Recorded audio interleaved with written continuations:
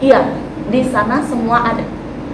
Di situ pokoknya di Komnas HAM saya udah tulis ini segala macamnya saya tulis.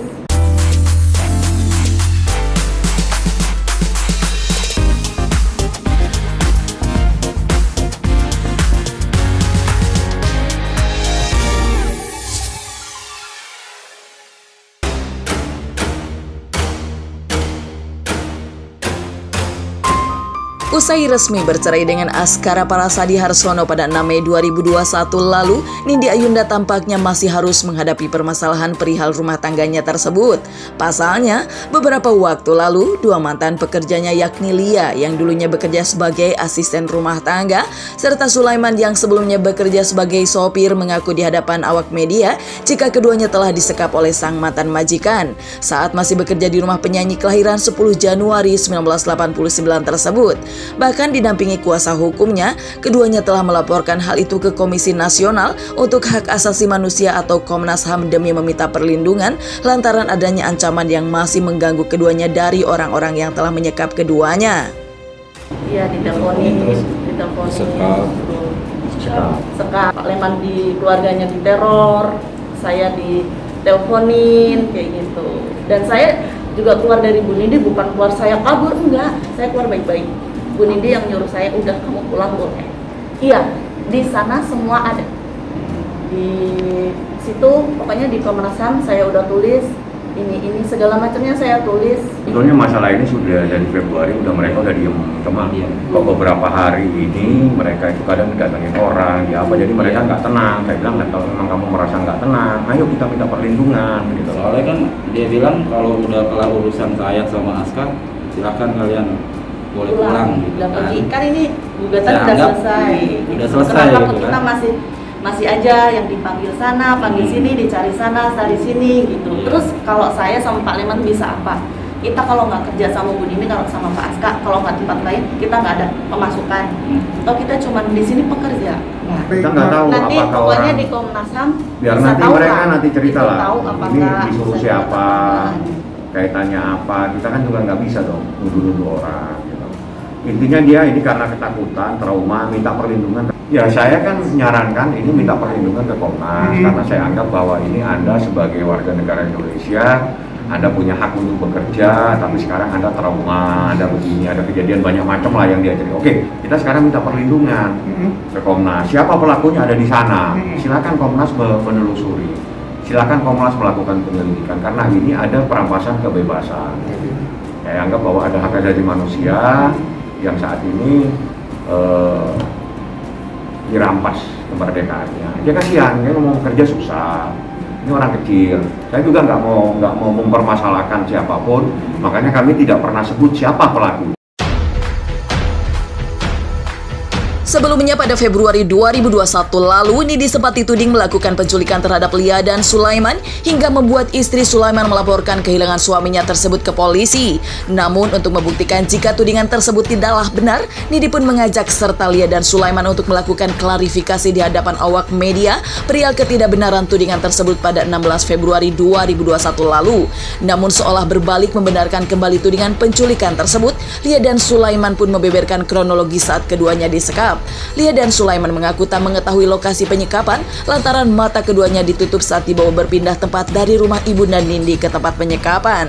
Dan Lia pun mengakui jika penyekapan tersebut terjadi lantaran dirinya yang tertangkap basah sedang merekam percakapan Nindi dan keluarganya untuk dikirimkan kepada Aska hingga membuat Nindi dan keluarga marah lalu menyekap dirinya dan Sulaiman. Itu Februari, kan itu terjadi karena saya ketahuan sama Bu Nindi merekam Bu Nindi percakapan sama keluarga. Tapi itu kan semata-mata karena saya ingin membantu Pak Aska buat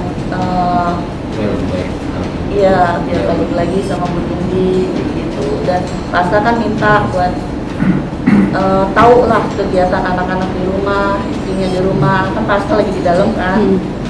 Kita nggak bisa melawan, senjata lawan kita. Saya orang kecil nggak, saya kebawa senjata. Kita cuma minta tolong nggak. Kita mau teriak sama siapa? Dan kita mau teriak sama siapa? Di situ posisi malam, di situ banyak orang itu pun keluarga dari Bu Nindi. dan ada orang ART juga ada. Kita mau minta tolong sama siapa? Itu di gedung atau di Itu kejadian kita dibawa itu di rumah ibunya Bu Nindi. Kita dibawa. Nah, waktu kita dibawa entah kemana. Kalau kita dibawa itu benar-benar nggak tahu. Kan mata kita ditutup berdua. Kita nggak tahu. Tahu-tahu itu pas dibuka mata kita di sebuah tempat, nggak tahu tempat apa.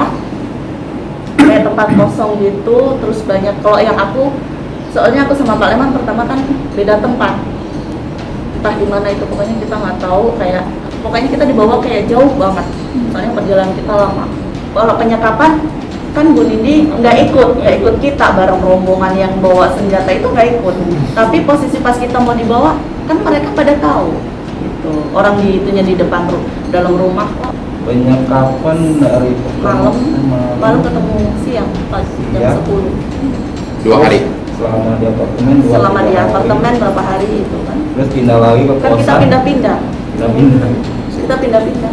Kita baru muncul ke media itu kan beberapa hari setelah pasti ingat lah waktu saya preskon di Komnas di LBH. Nah, dari Komnas. Nah, Komnas itu kan kita tiba-tiba saya nongol loh. Iya. Yang di itu LBH. Oh, LBH dulu. LBH dulu. Dari situ beberapa hari saya nggak ingat tuh. Iya. Setelah saya nongol di preskon, itu saya ngelaporin kehilangan kan. Nah, itu kan atas bawaan dari pihak mereka juga gitu. Ada yang bawa pakai senjata laras panjang. Kita pas disekap itu dibawa ke entah kemana kita dibawa, nggak tahu, soalnya mata kita ditutup. Dan itu kita disekap entah di mana, nggak tahu di mana. Pokoknya kita semalaman lah baru kita tahu itu siang. Yang Pak Leman digebuk, dilempar piring, dan mau dicolok matanya. Dan Pak Leman disuruh milih nih, Pak Leman yang mati atau dia yang mati, seperti itu di depan mata, dan kita sama-sama berhadapan. Tapi Pak Leman disuruh milih, kamu yang mati, apa Pak Leman yang mati, apa dia yang mati. Sih dia berhenti mukul tuh karena saya sakit napas. Karena Pak Leman itu saya bener-bener dia nggak bisa napas, dia nggak bisa napas. Ya ada ketakutan saya sendiri gitu. Takut mau keluar kemana mau pergi kerja. takut gitu kan, cari kerja sana sini susah. Karena tahu kan muka kita ini bekasnya Sering kali didatengin rumah mertua saya, rumah saya gitu. Jadi saya pindah-pindahan terus tuh selama ini. Pokoknya semua orang-orang itu kita tahu.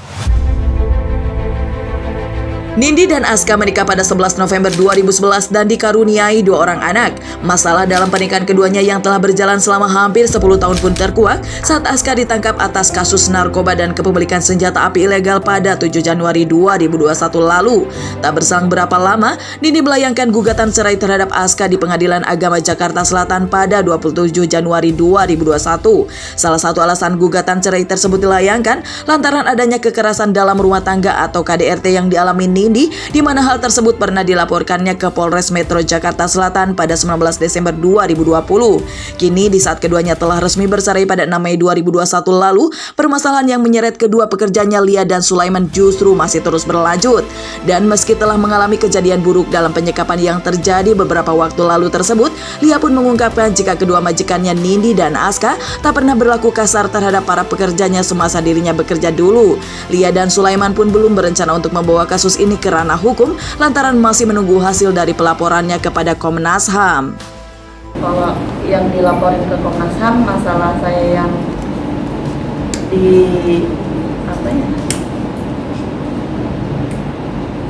Teleponin aja.